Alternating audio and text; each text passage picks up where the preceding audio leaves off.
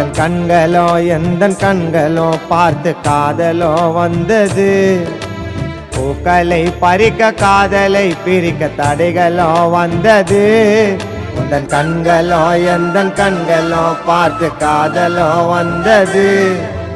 பூக்களை பறிக்க காதலை பிரிக்க தடைகளோ வந்தது. நம் கனவு நிஜமானது.